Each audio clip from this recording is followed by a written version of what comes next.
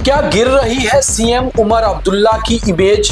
BJP नेता कर रहे उमर की तारीफ मगर कह रहे उमर के ही मंत्रियों को करप्ट। आखिर किस तरफ है रविंदर रैना का इशारा? पूरे देश में उमर की इमेज पढ़े लिखे ईमानदार मुख्यमंत्री की मगर अपनी ही सरकार पर उनका कंट्रोल रही। आखिर किस तरह से ऑपोजिशन अब घेरने की कोशिश कर रही है उमर और उनकी सरकार को? यही है हमारा आज का बियॉन्ड द हेडलाइंस। पूरा देखिए और शेयर भी कीजिए। जम्मू कश्मीर के मुख्यमंत्री उमर अब्दुल्ला एक पढ़े लिखे मुख्यमंत्री हैं और उनकी इमेज जम्मू कश्मीर में ही नहीं पूरे देश में बहुत अच्छी है।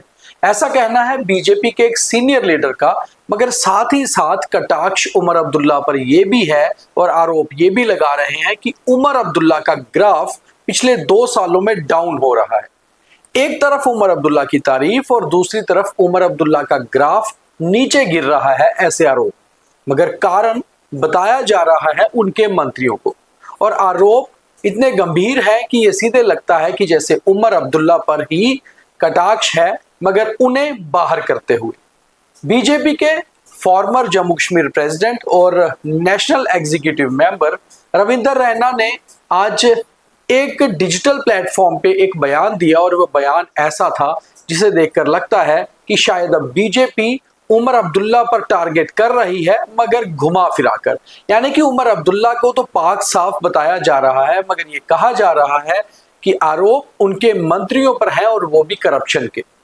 रविंदर रैना ने यह साफ तौर पे कह दिया कि उमर अब्दुल्ला सरकार का ग्राफ नीचे गिर रहा है और जब सरकार की बात होती है तो जाहिर सी बात है कि आरोप आप मुख्यमंत्री पर भी लगा रहे हैं या फिर उनकी नाकामी पर।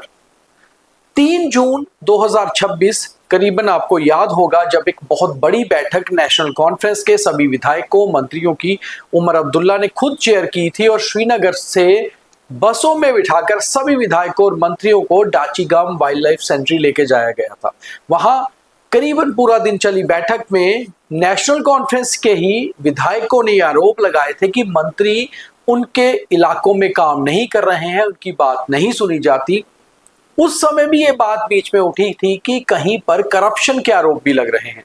मुख्यमंत्री ने विधायकों और मंत्रियों को आमने सामने बिठाकर सबकी बात करवाई थी और अपने मंत्रियों से ये कहा था कि वो 1 महीने का समय उनको देते हैं। 1 महीने के बीच में उन्हें अपनी रिपोर्ट कार्ड ठीक करनी होगी और अगर रिपोर्ट कार्ड दुरुस्त नहीं होती है तो फिर ये माना जाएगा कि कहीं ना कहीं अब मंत्रियों के विभाग या मंत्रियों को ही बदलने का समय आ गया है। इसी बीच बीजेपी के इस तरह के बयान आना ये साफ तौर पे संकेत देते हैं कि बीजेपी उमर अब्दुल्ला सरकार को निशाना बना रही है और मुख्यमंत्री उमर अब्दुल्ला को पाक साफ और अच्छी इमेज का नेता बता रही है।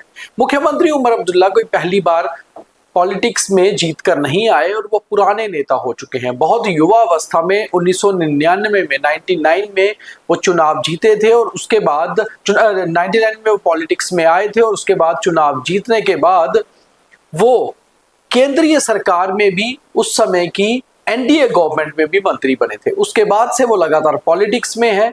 2008-9 के चुनाव जीतकर जम्मू कश्मीर के मुख्यमंत्री भी बने और उस समय जम्मू कश्मीर एक प्रॉपर स्टेट हुआ करती थी।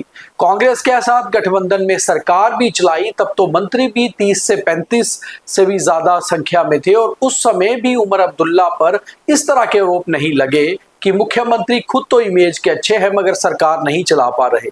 आखिर अब ऐसा कैसे हो गया? अब तो मुख्यमंत्री उमर अब्दुल्ला की कैबिनेट बहुत छोटी है। कुल मिलाकर अगर मुख्यमंत्री को खुद भी मिलाएं तो 6 मंत्री हैं, जिनमें से 3 जम्मू से और 3 कश्मीर से हैं।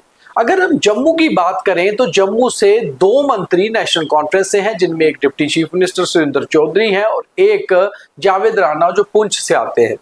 सतीश शर्मा इंडिपेंडेंट है और नेशनल कॉन्फ्रेंस सरकार को सपोर्ट कर रहे हैं, इसलिए उन्हें कैबिनेट का दर्जा दिया गया है और जम्मू से उन कोटा पूरा करने के लिए उन्हें मंत्री बनाया गया है।